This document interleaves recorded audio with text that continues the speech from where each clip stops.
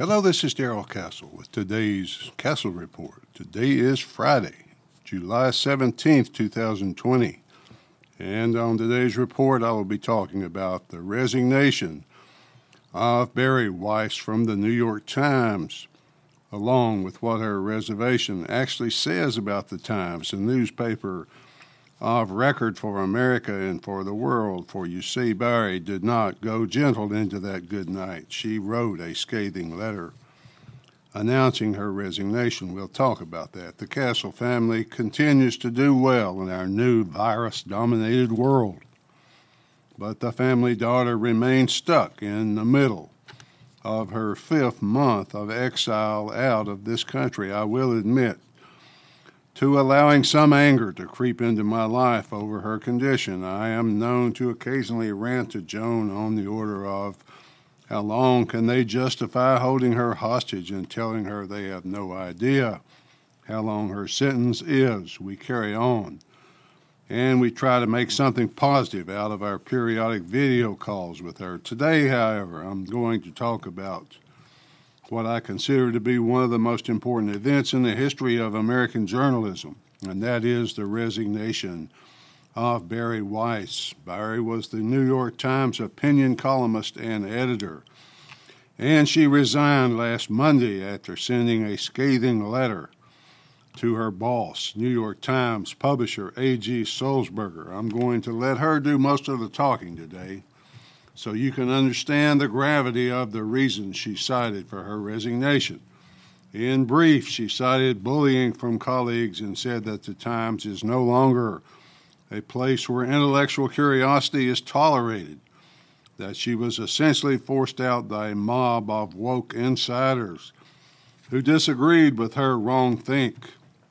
Quote, "My forays into wrong think have made me the subject of constant bullying by colleagues who disagree with my views," end quote. Now, I'll quote from her letter of resignation, and you may assume I'm quoting unless I indicate otherwise.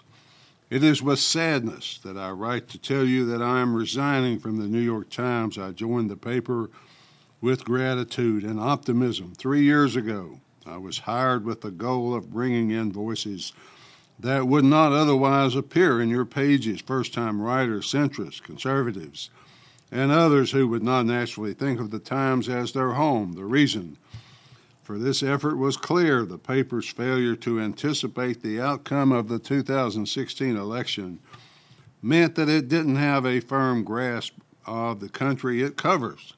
Dean Baquet and others have admitted as much on various occasions. The priority, in opinion, was to help redress that critical shortcoming."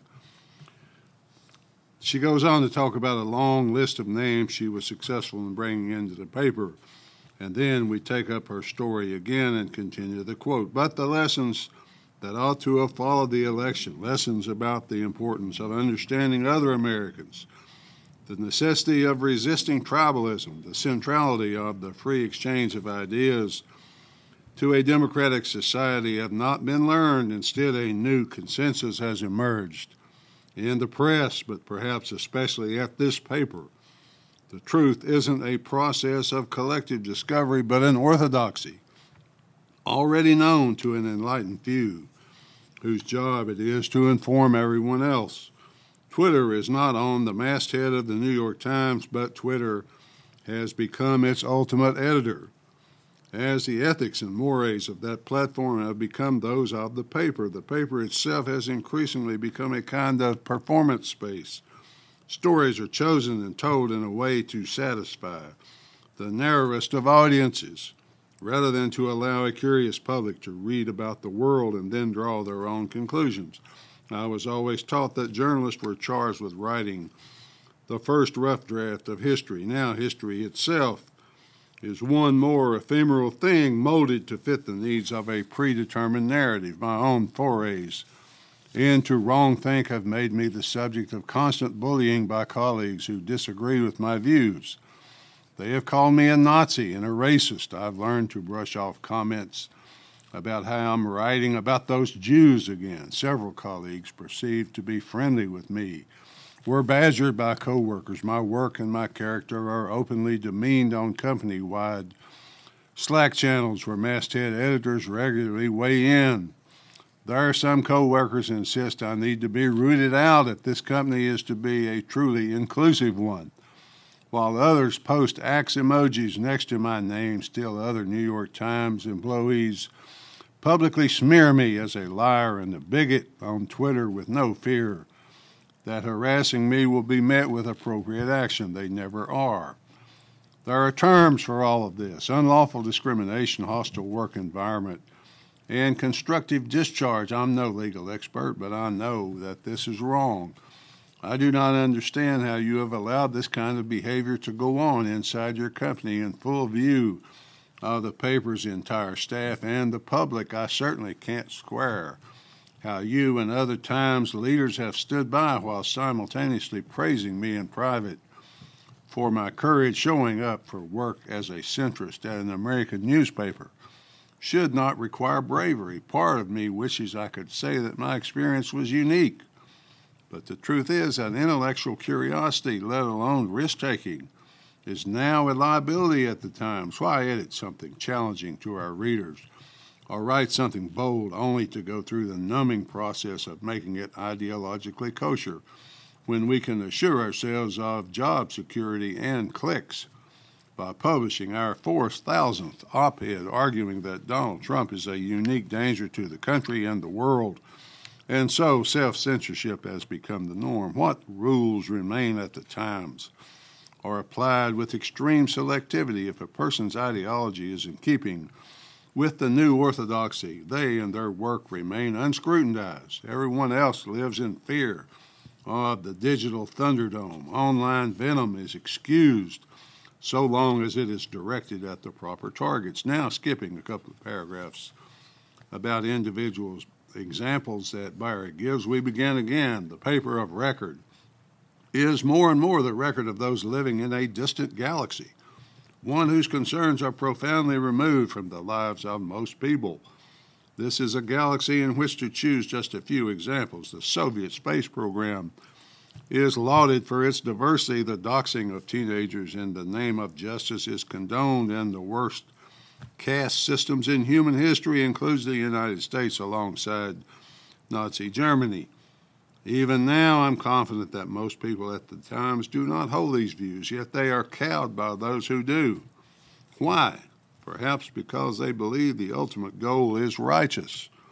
Perhaps because they believe they will be granted protection if they nod along as the coin of our realm, language, is degraded in service to an ever-shifting laundry list of right causes. Perhaps because there are millions of unemployed people in this country and they feel lucky to have a job in a contracting industry. Or perhaps it is because they know that nowadays standing up for principle at the paper does not win plaudits. It puts a target on your back. Too wise to post on Slack, they write to me privately about the new McCarthyism that has taken root at the paper of record. All this bodes ill, especially for independent-minded young writers and editors paying close attention to what they'll have to do to advance in their careers. Rule 1, speak your mind at your own peril. Rule 2, never risk commissioning a story that goes against the narrative. Rule 3, never believe an editor or publisher who urges you to go against the grain. Eventually, the publisher will cave to the mob. The editor will get fired or reassigned. You'll be hung out to dry. Bari has a few more ending paragraphs, but I will end her letter there and add to her words some of my own commentary. She's not a conservative the way that I am a conservative, and I'm not sure how she feels about certain issues that confront the nation today. I am sure that her eloquent refutation of the mind-destroying political correctness that requires adherence to a set political narrative that the Times chooses to present to the world, whether that narrative is true or not, is one of the most important ever written. She revealed in clear detail how this paper, which goes around the world in search of the most talented writers, then requires those writers to support only a pre-chosen set of ideas, the ideas they are required to support with their reporting of the news may or may not be true, but truth is irrelevant to those in charge of the newspaper of record. Bari describes herself as a classic liberal or left-leaning centrist. I'm not quite sure what that means. I can guess it means she's more akin to John Kennedy than she would be Barack Obama, but I'm not certain of that. She has written many pieces favorable to the Israeli government. Much of her work focuses on anti-Semitism issues. She is, of course, not the only one to be sacked by the woke mob in charge of the New York Times. James Bennett, who was editorial page editor and being considered as a possible candidate for the top job when Mr. Sulzberger retires next year, was recently purged.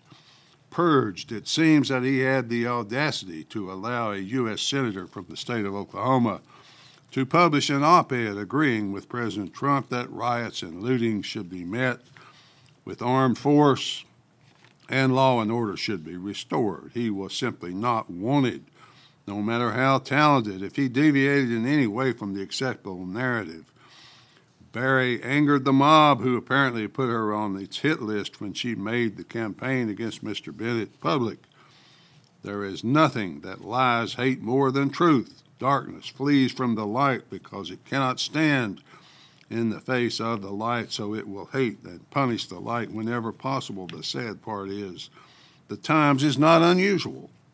The entire narrative under which this country operates is based on nothing but lies. The lies upon which our entire political narrative rests are very precarious and so are always in danger of being discovered for what they really are. In response, the lies must always be protected by mass media, by the political class, by education, by the intellectual elite, and every CEO of every major corporation. I can only surmise that the reasons are among those listed by Bari in her letter. Unfortunately, the lies serve to tear apart the social fabric of this country and to provide a false explanation for everything that happens, so that we as Americans become more and more fearful, more and more distrustful of each other. The lies are based on opinion rather than fact, and yet every politician who wants a re-election and every reporter who wants a job must act as if they believe the lies to be the absolute truth. The term free speech is just a facade now for say what I want you to say or else, because only they have access to the moral clarity that can be possessed only by the woke ones. Why consider alternate points of view when you know there's only one point of view? Why try to discern the truth when it is so obvious to you? Why ask hard questions about truth before rioting and looting when you know the absolute truth? Why continue to hold such quaint views as innocent until proven guilty? You must be proven guilty beyond a reasonable doubt and a moral certainty, etc., so on and so forth. Why not just decide? Let the media declare the ones you despise to be racist, to be guilty. That is now the prevailing view across the entire spectrum of education, media, and business. Finally, folks, my thanks to Bari Weiss for bringing the problem out of the darkness and into the light of day. Hopefully, many people will read her letter and hear her words and come to question the lies they have believed to be truth their entire lives. At least that's the way I see it. Till next time, folks, this is Darrell Castle. Thanks for listening.